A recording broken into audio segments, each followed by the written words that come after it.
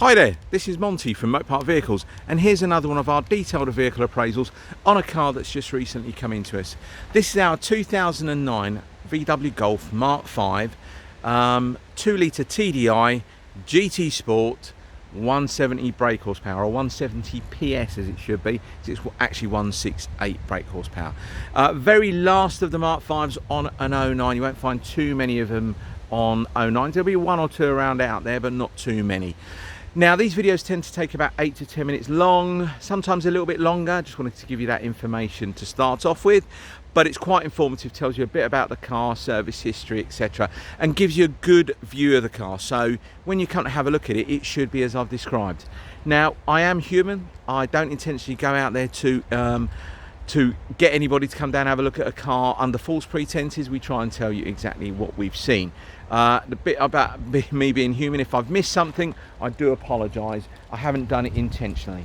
Now, I'm going to briefly walk around the car and then give you a more detailed view very shortly. So, she's a 2009 Golf GTI TDI Sport, Golf, not GTI, Golf TDI GT Sport.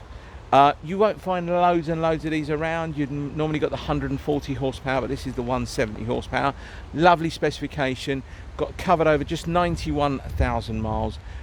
Cam belt's already been replaced within that 9 services that have been completed on the car. The only thing we're going to need to do, I think we're going to need to MOT the car, but that's going to be later on, not straight away. The only thing we need to do, and that hasn't been done for a couple of years, is a brake fluid change. So we'll make sure that is completed before anybody takes the vehicle away. Now, the reasons we tend to do these videos, it's all about trust, honesty, integrity. We try and tell you how it is. As I mentioned, I am only human. I don't intentionally go out to misrepresent a vehicle, but at least this way it takes out all that kind of stigma of what is the car going to really look like when we come and have a look at it. We've all been there before. We've had a look at the car. On the pictures, they look stunning. You go and have a look at the car, it's nothing like it. It's a bit like most people's Instagram and Facebook photos, I believe, or dating websites. So we try and tell you how it is. Okay.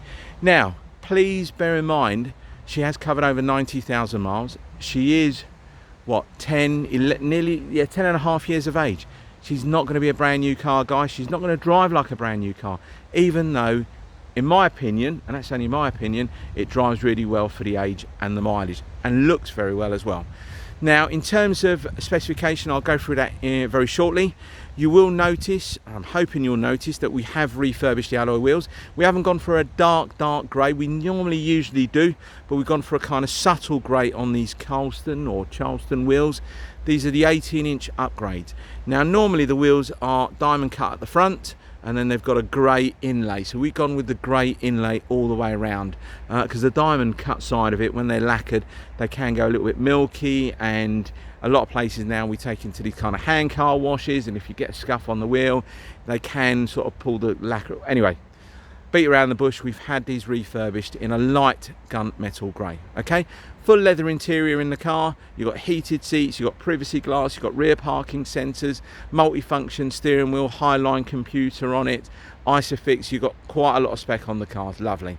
So let's start off on the driver's side front. So as I mentioned, the alloy wheels have been refurbished, new centre caps as well. You got matching, I think you got Kumo tyres all the way around the car, so matching ones on each of the axle. So we'll come around the front of the car very shortly when we've gone round the rest of it. Plenty of tread on the tyres. I think you've got about 6mm on the front and about 4mm on the rears. Okay. Now, there were a few little stone chips on the leading edge of the driver's door. We have touched them up as best as possible. And right, I don't know if anybody knows this about Mark 5 Golfs, they were really bad for rusty front wings. You've got nothing like that on this car, but just right at the bottom of the door here, you've just got a tiny little bubble that's just started to appear.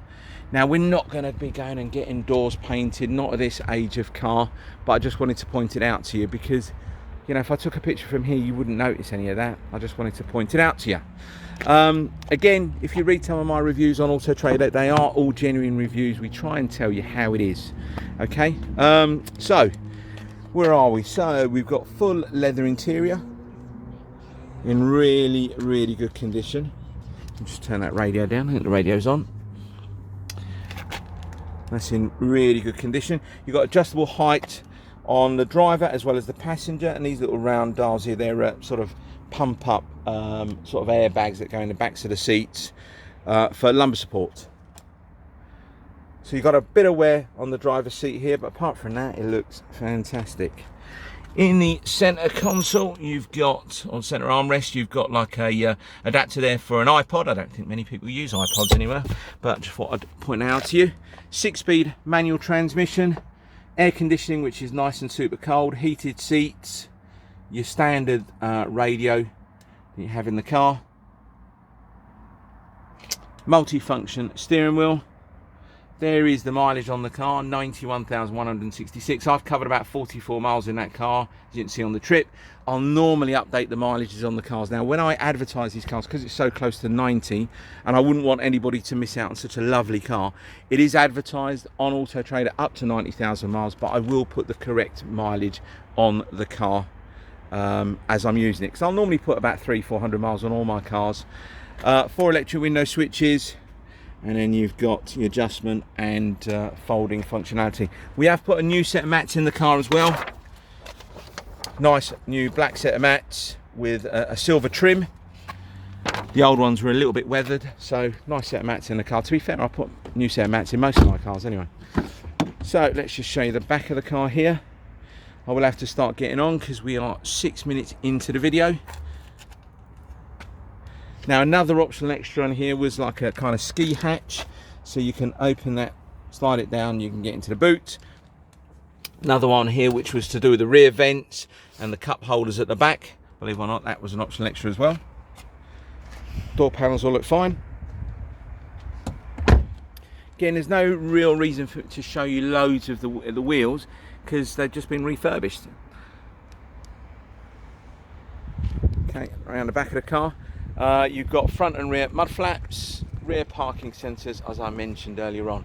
I know I have mentioned it about service history. There's 9 services completed on the car. The only thing that we're going to need to do prior to a pre-delivery inspection to the lucky new owner, whoever that is, we're going to need to do a brake fluid change on the car.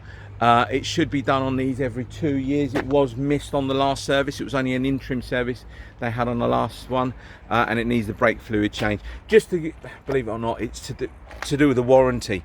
You need to keep the car correctly serviced to make sure all the warranty is up to date. Because I don't know if you know, these are quite common for brake master, ABS pumps and things like that. They are quite common from the Golfs, the Audi A3s, BMWs, 3 Series. They use the same one, and we like to make sure all our cars have had the brake fluid change done, just as a matter of course. Twin exhaust that you get that on the 170. I forgot to show you in the boot, you've got a spare wheel in there, you've got all your tools, the locking wheel nut key as well. So let's just scoot down here, down to the passenger side. Now hopefully if I try and hold the camera or move it very slowly, you might be able to try and pick up, there's good reflections, no dulling of paint, all looks lovely. In my opinion, it looks lovely. Anyway, I'm hoping the next new owner will appreciate it. Right, let's just show you this side here as well. Now the privacy glass gives it a kind of a greeny tinge to it, but I wouldn't say it's a black limo privacy glass. It's more like a smoke or a greeny kind of smoke.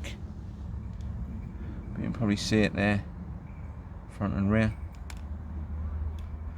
All of the seats look fine. Back seats don't even really look like they've been sat in that much, really.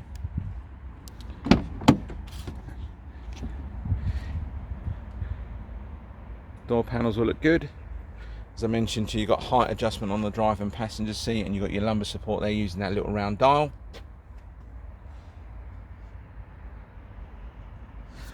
Glove box all in there, it's all fine. Now you can probably see a little bit more of that kind of wear on the seat, but it's you know, it's 10.5 years of age. There's no ripping or anything like that. Apart from that little bit on the bolster seat, it's fine really. Now there were a couple of little chips on the mouldings along here, which we've touched up. I think the last one was over there, I think somewhere.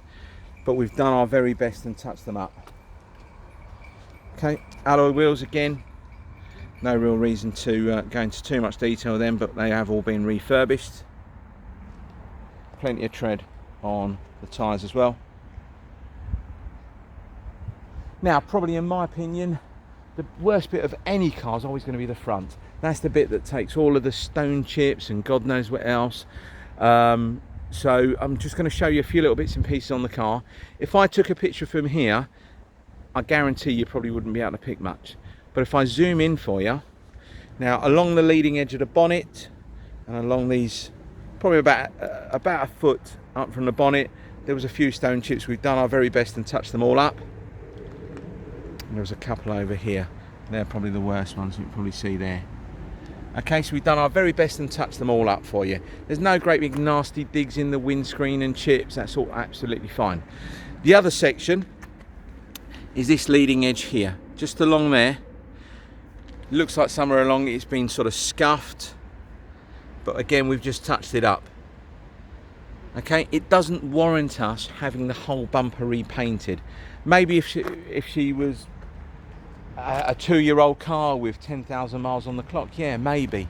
But she is 10.5 years of age, 91,000 miles. So we're not going to be, you know, we just touched it up. But apart from that, there's no nasty digs, dents. I mean, you're going to have a few little hairline scratches here and there, which is quite hard to pick up on the camera anyway. But nothing major. Right, we're coming up to 12 minutes now, so I just want to briefly tell you about warranties. All our cars will come with 6 months warranty. We have 2 different companies that we use. We tick as many boxes for you as we possibly can to try and give you the best kind of coverage.